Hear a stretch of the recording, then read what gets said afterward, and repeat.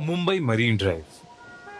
मुंबई दुनिया का एक ऐसा शहर है जो शायद कभी नहीं सोता। रात में यहां अक्सर लोगों की रौनक लगी रहती है, स्पेशली मुंबई के मरीन ड्राइव पर, जो कि मुंबई की जान है। रात के अंधेरे में कई लोग यहां आते हैं और कभी ना अंत होने वाले समुद्र के व्यू को एंजॉय करते हैं। लेकिन एक रात मरीन ड्राइव पर कुछ ऐसा हुआ कि वो रात रोहन की जिंदगी की सबसे खौफनाक रात बन गई। रोहन का ऑफिस मरीन ड्राइव के पास था और रोहन लगभग हर शाम ऑफिस के बाद कुछ देर मरीन ड्राइव पर सैर करने जाता था।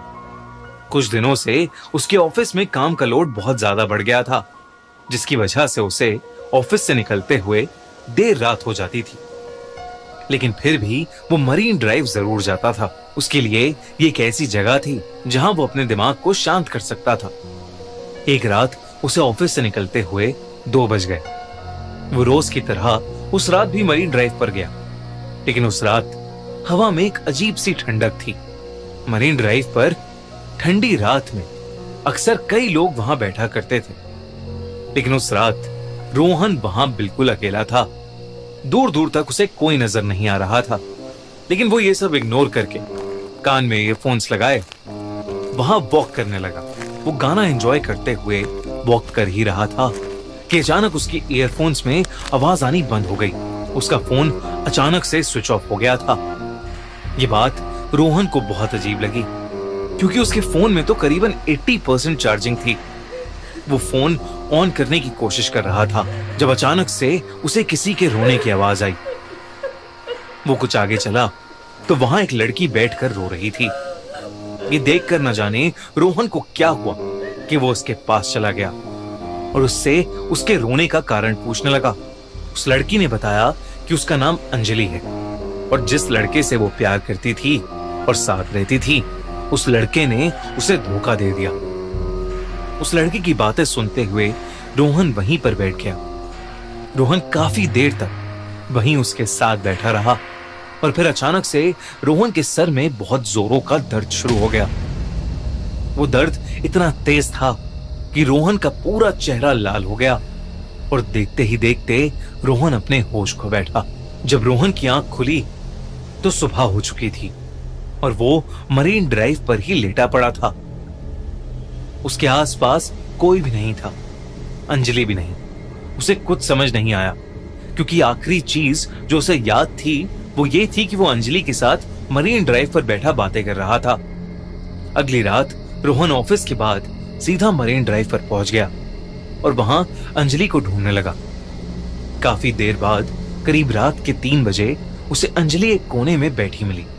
जब रोहन ने पिछली रात के बारे में अंजलि से पूछा तो अंजलि ने कहा कि रोहन बहुत थक गया था और वो वहीं पर सो गया। रोहन को भी लगा कि शायद सच में उसकी मरीन ड्राइव पर आग लग गई होगी।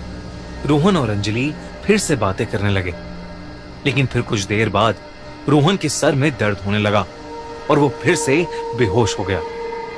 जब वो उठा तो वो फिर से मरीन ड्राइव पर लेटा हुआ था। रोहन को फिर कुछ समझ नहीं आया, लेकिन अब रोहन के दिमाग में सिर्फ अंजलि चल रही थी।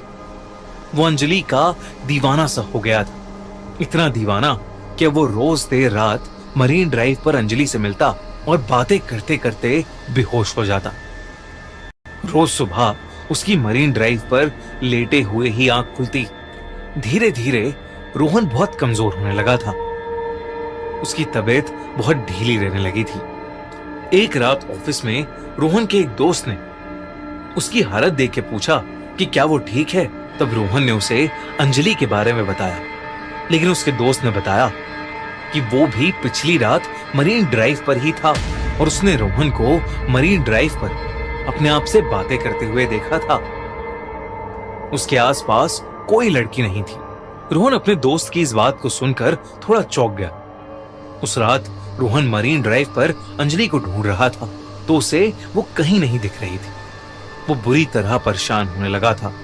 रोहन के हाथ पैर कांपने लगे और पूरा शरीर पसीने से लथपथ हो गया था।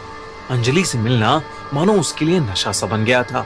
रोहन अंजलि को ढूंढने के लिए मरीन ड्राइव की बाउंड्री वॉल के ऊपर चढ़ गया और अंजलि को आवाज देने लगा।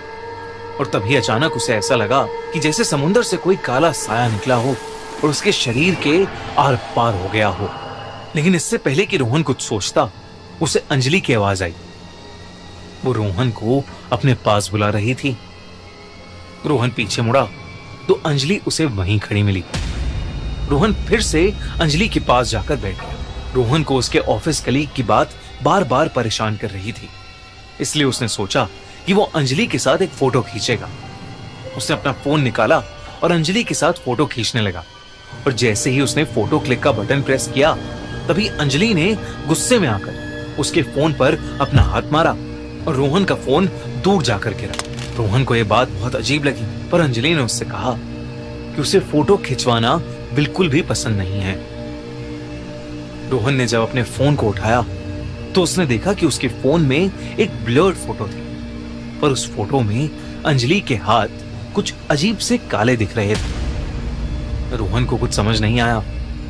तभी अंजलि ने फिर से उसे आवाज लगाई और रोहन अब थोड़ा सहम गया। रोहन अंजलि के पास गया और उसने उससे पूछा, अंजलि, हम इतने समय से मिल रहे हैं, पर तुमने कभी बताया नहीं कि तुम आखिर रहती कहां? अंजलि ने उस बात का कोई जवाब नहीं दिया।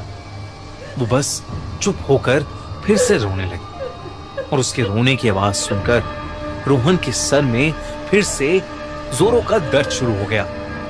हर बार जब भी रोहन का सर दर्द करता, उसके बाद उसे कुछ याद नहीं रहता। लेकिन इस बार जैसे ही रोहन को चक्कर आने लगे, उसने अपना फोन का कैमरा निकाला और उससे अंजलि की फोटो ले ली।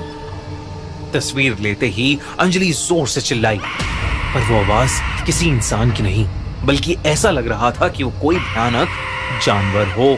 रोहन ने जैसे ही फोन के अंदर देखा तो उसका दिल दहल गया। उस फोटो में बैठी लड़की अंजलि नहीं थी, बल्कि एक बहुत भयानक चुड़ैल लग रही थी, जिसका पूरा शरीर काला पड़ चुका था। ये देखते ही रोहन के हाथों से फोन छूट गया और वो चीखता हुआ तेजी से मरीन ड्राइव से दूर भागने लगा। कुछ दूर जाकर जब उसने पीछे मुड़कर देखा तो अंजलि का चेहरा पूरी तरह बदल चुका था। वो एक भयानक चुड़ैल दिख रही थी और वो चुड़ैल धीरे धीरे समुंदर में जाके कहीं गायब हो गई। रोहन को अपनी आंखों पर विश्वास नहीं हो रहा था। जब उसने आसपास के सामान बेचने वालों से पूछा तो एक बूढ़े आदमी ने उसे बताया कि कई साल पहले एक लड़की रोज रात में आकर मरीन ड्राइव पर रोती थी। लोग कहते थे कि उसके लवर ने उसे धोखा दे दिया और उसे छोड़कर चला गया, और इसी दुख में उसने एक रात मरीन ड्राइव पर पानी में कूदकर अपनी जान दे दी। उस बूढ़े सामान बेचने वाले ने यह भी बताया कि कई लड़के रात में खुद से बातें करते देखे गए हैं और उसमें से कई लड़के समुंदर में डूबकर अपनी जान भी दे चुके हैं। रोहन को लगा कि शायद वो भी उस आत्मा के वश में आ गया था और उसकी जान बाल बाल बची। उस रात के बाद रोहन फिर कभी मरीन ड्राइव गया ही नहीं। लेकिन आज तक रोहन को रात में सपने आते हैं कि अंजलि मरीन ड्राइव के समुंदर के पास खड़ी रोहन को अपने पास बुला रही है